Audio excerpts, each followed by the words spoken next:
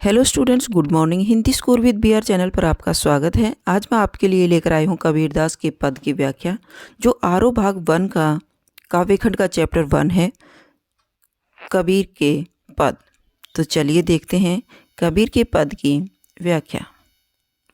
First पद है, हम तो एक करी जानानम जाना, दो ही कहे तिन ही दो जो को दो जग, जिन नाहिन पहचाना, जैसे बढ़ी काष्ठ की काट, अगिनी न काटे कोई, सब घटी अंतरे तू ही व्यापक, धरे स्वरूप सोई।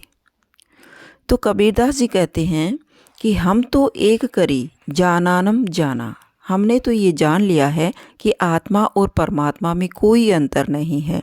आत्मा और परमात्मा एक है, ईश्वर एक है, अर्थात इनमें अद्वैत भाव है। दो ही कहे तिन ही जो को दो जग, दो जग नरक। जो व्यक्ति आत्मा और परमात्मा को अलग अलग मानता है, अर्थात दो ही कहे इनको दो बताता है, वो नरक की स्थिति में है। दो जग नरक, दो जग का अर्थ होता है नरक। तो वह नरक की स्थिति में है। जिन नाहिन पहचाना, वे ईश्वर को अर्थात आत्मा और परमात्मा को नहीं पहचान पाए हैं। जैसे बढ़ी काट की काट, जिस प्रकार बढ़ई शरीर को जिस प्रकार बढ़ई लकड़ी को काट देता है, अग्नि न काटे कोई, और अग्नि को कोई नहीं काट सकता, उसी प्रकार हम इस शरीर को तो जला देते हैं अर्थात नष्ट कर देते हैं, लेकिन आत्मा हमेशा अग्नि की तरह अजर और अमर होती है, वो कभी नष्ट नहीं होती। सब घटी अंतरी तू ही व्यापक। और कबीरदास जी कहते हैं कि सबकी घट में, सबकी घट यानी हृदय में वह आत्मा ही समाई हुई है, अंदर ही ईश्वर समाये हुए हैं। व्यापक धरे स्वरूपा सोई, वह कोई भी स्वरूप में क्यों न हो, अर्थात किसी भी शरीर में हो, हर शरीर में ईश्वर समाये हुए हैं, अर्थात परमात्मा घट घट में समाये हुए हैं। नेक्स्ट है, एक ही पवन एक ही पानी, एक ही ज्योति समाना, एक ही खाक गढ़े सब भांडे, एक ही कोहरा साना, माया देखी कि जगत बुलाना, कह रे नर गरबाना, निर्भय भया कछु नहीं व्यापे, कहे कबीर दीवाना। तो कबीरदास जी इस संसार में मनुष्य को समझाते हुए कहते हैं कि जिस प्रकार एक ही पवन, इस संसार में एक ही पवन है, अर्थात एक ही हवा बहती है, एक जैसा पानी है और एक जैसी ही ज्योति समाई हुई है। ज्योति यानी प्रकाश समाया हुआ है। एक ही खाक गढ़े सब भांडे, कोहरा एक ही कोहरा साना, कोहरे का अर्थ होता है कुम्हार, खाक मिट्टी। जिस प्रकार कुम्हार एक ही मिट्टी से अनेक प्रकार के बर्तन बना देता है, उसी प्रकार हर जीव में ईश्वर समाया हुआ है। आत्मा एक समान है, भले ही उनका आकार अलग अलग हो। तो मनुष्य का आकार किसके समान बताया गया है? बर्तनों के समान बताया है कबीर ने। माया देखी कि जगत भुलाना, कह रे नर गरबाना। कबीरदास जी कहते हैं कि मोह माया की जाल में फंस जाते हैं मनुष्य, और वो अपने आप को में गर्व महसूस करते हैं, लेकिन यह मोह माया जगत को लुभाने वाली है और अर्थात ईश्वर को भुलाने वाली है। निर्भय भया कछु नहीं व्यापे, कहे कबीर दीवाना। कबीरदास जी कहते हैं कि मोह माया की जाल में फंसकर हम कभी भी ईश्वर को प्राप्त नहीं कर सकते हैं, यह संसार तो एक झूठा है। निर्भय भया, जब हम निर्भय होकर के, कछु नहीं व्यापे, कहे कबीर दीवाना, जब हम इस संसार से निर्भय हो जाएंगे और हम ईश्वर के दीवाने हो जाएंगे, तब हमें परमात्मा की जानकारी हो जाएगी। अर्थात कबीरदास जी कहते हैं कि ईश्वर के दीवाने होने पर ही हमें सहज साधना से ईश्वर मिल जाते हैं। तो चलिए इसकी एक बार थोड़ी सी व्याख्या देखते हैं। कबीरदास जी कहते हैं कि हमने तो जान लिया है कि ईश्वर एक ही है। इस तरह से मैंने ईश्वर के अद्वैत भाव को या अद्वैत रूप को पहचान लिया है। हालांकि कुछ लोग ईश्वर को अलग अलग मानते हैं, उनके लिए वे नरक की स्थिति है, क्योंकि वे वास्तविकता को नहीं जान पाते हैं। वे आत्मा और परमात्मा को अलग अलग मानते हैं। कवि ईश्वर की अद्वैतता का प्रमाण देते हुए कहता है कि संसार में एक जैसी हवा बहती है, एक जैसा पानी है तथा एक ही प्रकाश सब में समाया हुआ है। कुम्हार भी एक तरह की मिट्टी से ही सब बर्तन बनाता है, भले ही बर्तनों का आकार प्रकार अलग अलग हो। बढ़ई लकड़ी को तो काट सकता है, परंतु आग को नहीं काट सकता। उसी प्रकार शरीर तो नष्ट हो जाता है, परंतु उसमें व्याप्त आत्मा सदैव रहती है। परमात्मा हर एक के हृदय में समाया हुआ है, भले ही उसने कोई भी रूप धारण कर लिया हो। यह संसार माया के जाल में फंसा हुआ है और वही मोह माया इस संसार को लुभाता है। इसलिए मनुष्य को किसी भी बात को लेकर घमंड नहीं करना चाहिए। मनुष्य प्रस्तुत पद के अंत में कबीरदास कहते हैं कि जब मनुष्य निर्भय हो जाता है तो उसे कुछ भी नहीं सताता, और कबीर भी अब निर्भय हो गया है तथा ईश्वर का दीवाना हो गया है। इसकी विशेषताएं हैं, कबीर ने इस पद में आत्मा और परमात्मा को एक बताया है। उन्होंने मोह माया व गर्व की व्यर्थता पर प्रकाश डाला है। एक एक में यमक अलंकार है, खाक और कोहरा में रूपक अतिशोक्ति अलंकार है, अनुप्रास अलंकार की छटा दर्शनीय है, दर्शनीय यानी देखने योग्य है, शधुकड़ी भाषा है, उदाहरण अलंकार हैं, जैसे लकड़ी का उदाहरण दे करके आत्मा का ज्ञान देना चाहते हैं कबीरदास। पद में गेयता या संगीतात्मकता है, गेयता यानी पद को गाया जा सकता है। सेकंड पैरा है, सेकंड पद है, संतो दखत जग बोराना। कबीरदास जी कहते हैं कि हे संत लोगों, देखो यह जग, यह संसार तो बोराना, पागल हो गया है। बोराना का अर्थ है पागल होना, बोरा गया है अर्थात पागल हो गया है। साच कही तो मारन धावे झूठे जगपतियाना। अगर सच बताते हो, अगर तुम कोई भी बात सच बताते हो तो वह तुझे मारने दौड़ता है। झूठी जगपतियाना, और झूठी बातों पर यह संसार, पतियाना का अर्थ होता है विश्वास करता है। झूठे जगपतियाना और झूठी बातों पर यह इस जगत के लोग विश्वास करते हैं।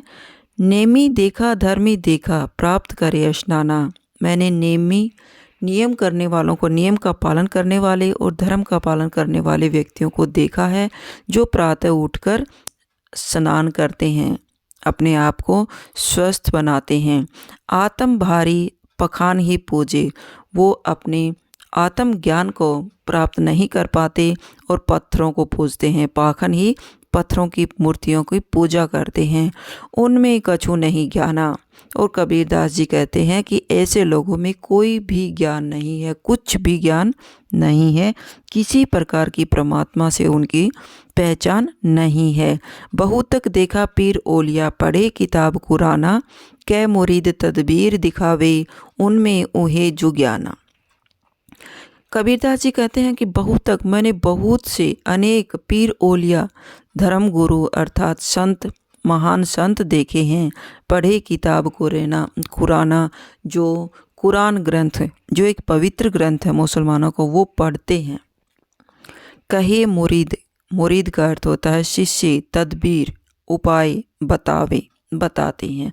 वे अपने शिष्यों को ईश्वर की प्राप्ति का उपाय बताते हैं। उनमें उन्हें जो ज्ञाना, उनमें जितना ज्ञान होता है वो उतना ही दे पाते हैं। अर्थात मूर्ति पूजा, पत्थरों की पूजा करने वाले, तीर्थ व्रत करने वाले को ईश्वर का ज्ञान नहीं है। वो उनमें जितना ज्ञान है उतना ही अपने शिष्य को दे पाते हैं। आसन मारी डिम्ब धरी बैठे, मन में बहुत गुमाना, पीपर पाथर पूजन लागे, तीर्थ गरव भुलाना। कबीरदास उन लोगों पर व्यंग्य करते हैं, करारा व्यंग्य करते हैं कि आसन मारी, जो आसन बना करके और डिम्ब घमंड से धर्म आसन पर बैठे हुए हैं, अर्थात वो धर्म गुरु बने बैठे हुए हैं, मन में बहुत गुमाना और अपने मन में बहुत घमंड किए बैठे हैं कि मैं तो धर्म गुरु हूँ। पीपर पाथर पूजन लागे, तीर्थ गरव भुलाना। वो पीपर और पाथर पूजते रहते हैं, तीर्थों पर घूमते रहते हैं, लेकिन वो ईश्वर का ज्ञान प्राप्त नहीं कर पाते हैं और उसी धर्म गुरु के घमंड में घूमते रहते हैं। पीपर पाथर पूजन लागे, पीपर पाथर में पै की आवृत्ति के कारण अनुप्रास अलंकार है। और तीर्थों पर घूमते रहते हैं अर्थात वो ईश्वर को प्राप्त नहीं कर पाते। टोपी पहरे माला पहिरे छाप तिलक अनुमाना, टोपी पहन करके, माला पहन करके और मस्तक पर तिलक लगा करके धर्म गुरु के अभिमान में घूमते रहते हैं। साखी शब्द गावत भूले आत्म खबरी न जाना, वो साखी और शब्द गाते घूमते रहते हैं परंतु अपनी आत्मा के रहस्य की जानकारी नहीं कर पाते हैं। आत्म खबरी न जाना, अपनी आत्मा के रहस्य को नहीं जान पाते हैं। हिंदू कहे मोही राम प्यारा, और हिंदू लोग कहते हैं, हिंदू और मुसलमानों पर करारा व्यंग्य किया गया है। कबीरदास जी कहते हैं कि वो ईश्वर को अलग अलग मानते हैं और अलग अलग नाम दे करके आपस में लड़ते रहते हैं। हिंदू कहे मोही राम प्यारा, हिंदू कहते हैं कि राम हमारा है जो हमें बहुत प्रिय है। तुर्क कहे रहीमाना, और तुर्क कहते हैं कि रहीमान हमारे हैं और वो उनसे अधिक प्रेम करते हैं, जबकि तो ईश्वर एक है।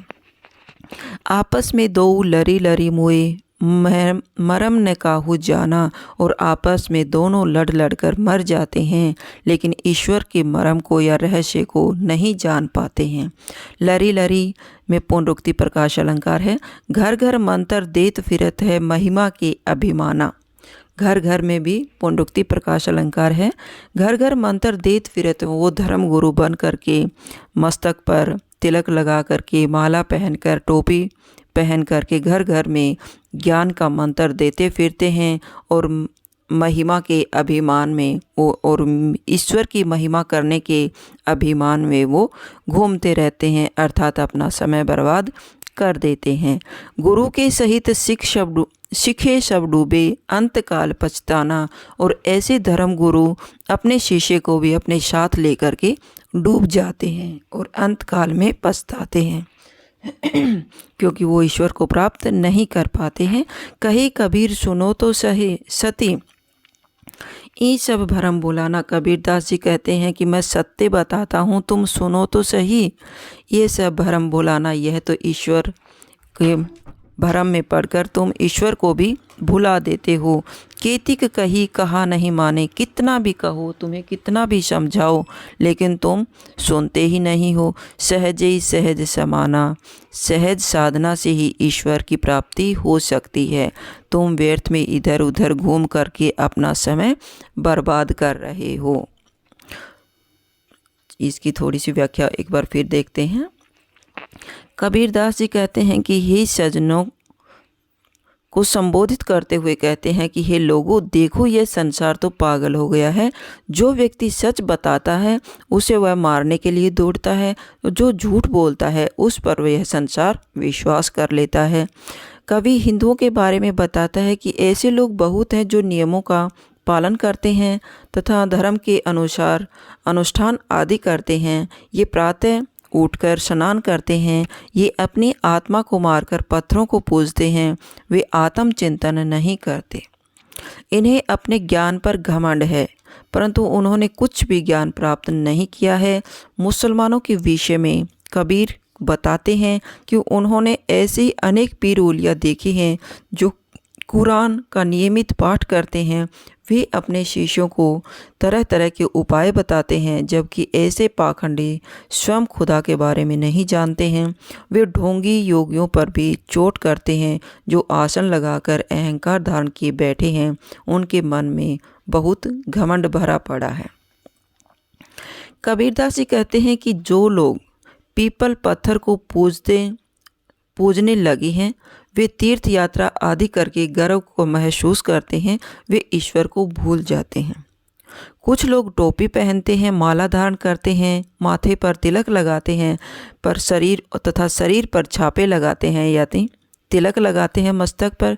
वे साखी व शब्द को गाना भूल गए हैं तथा अपनी आत्मा के रहस्य को नहीं जान पाए हैं। साखी शब्द को गाते हुए अपने आत्मा के रहस्य को नहीं जान पाए हैं। इन लोगों को सांसारिक जीवन पर भी घमंड है।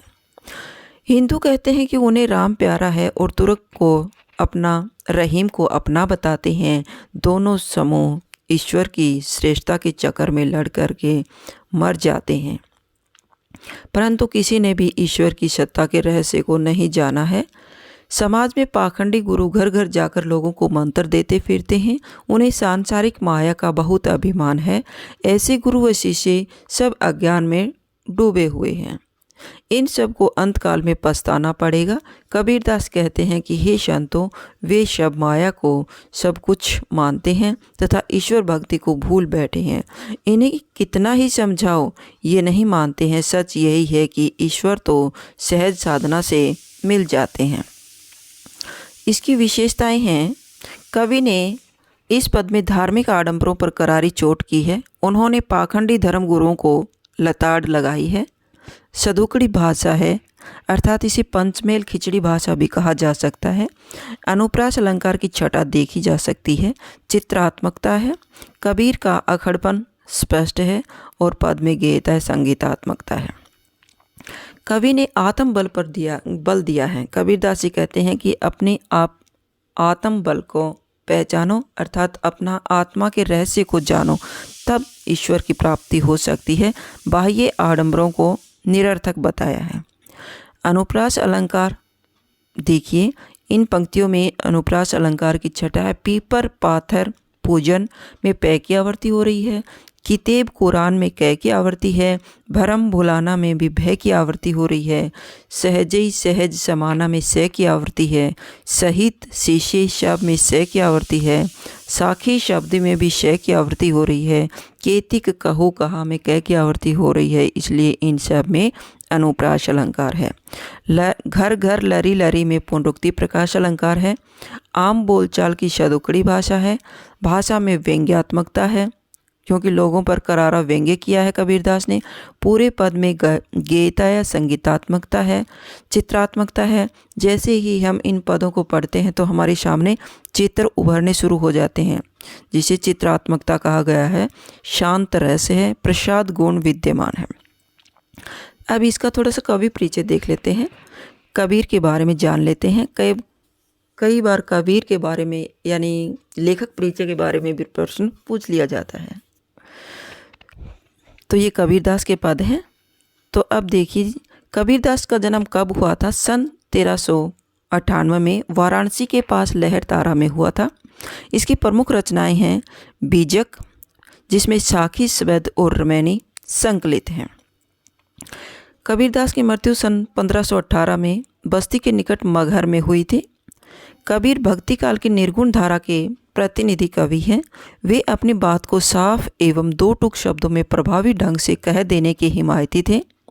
इसलिए कबीर को हजारी प्रसाद द्विवेदी ने वाणी का डिक्टेटर कहा है। मोस्ट इम्पोर्टेंट क्वेश्चन बनता है कि वाणी का डिक्टेटर कबीरदास को किसने कहा है? तो हजारी प्रसाद द्विवेदी ने। काफ़ी बार परीक्षा में पूछा जाता है।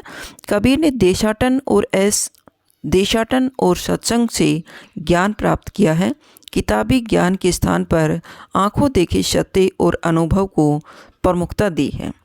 वे कर्मकांड और वेद विचार के विरोधी थे तथा जाति भेद, वर्ण भेद और संप्रदाय भेद के स्थान पर प्रेम, सद्भाव और समानता का समर्थन करते थे। इसमें थोड़ी सी इसके शब्दार्थ हैं, एक बार देख लेते हैं। खाक का अर्थ होता है मिट्टी, धूल दूषित राख, कोहरा कुम्हार कुंभकार, दो जग जिसका अर्थ होता है नरक, समाना व्याप्त, साना एक साथ मिलकर, बाढ़ी बढ़ई या कारपेंटर, अंतरी भीतर अंदर, स्वरूपे स्वरूप, गर्वाना गर्व करना, नाज करना, घमंड करना, निर्भय डर मुक्त होना, बोराना बुद्धि भ्रष्ट हो जाना, पागल हो जाना, दिमाग ठिकाने न रहना, आतप स्वयं खुद, पखान ही पत्थरों को या पत्थरों की बनी मूर्तियों को पूजना, बहुतक बहुत से अनेक, पीर ओलिया धर्म गुरु और संत ज्ञानी व्यक्ति, कुराना कुरान खर शरीफ यानी इस्लाम धर्म की पवित्र किताब कुरान कहलाती है, धावे दौड़ते हैं। पतियाना, विश्वास करना, भरोसा करना। नेमी, नियमों का पालन करने वाला। धर्मी, धर्म का पालन, पाखंड करने वाला। स्नाना, स्नान करना, नहाना। मुरीद, शिष्य, अनुगामी, अनुचर भी कहा जा सकता है, गुरु के साथ साथ विचरण करने वाला। तदबीर, उपाय, युक्ति। आसनमारी, समाधि या ध्यान मुद्रा में बैठना। डिम्बधरी, आडंबर करके, दिखावा करके। घुमाना, अहंकार, घमंड, अभिमान। पीपर, पीपर का पेड़।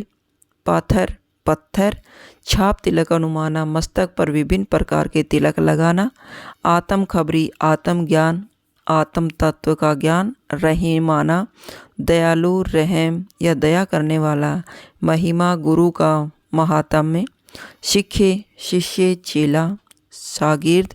साखी, गवाह, साक्षी, साक्षात प्रमाण। शब्दी, दीक्षा के अवसर पर गुरु के द्वारा शिष्य को दिया जाने वाला मंत्र या उपदेश। तो ये आपके थे कबीर के पद की व्याख्या।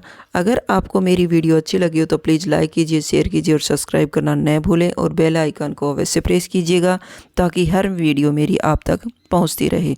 ओके बाय, फिर मिलते हैं नेक्स्ट वीडियो में। Bye bye.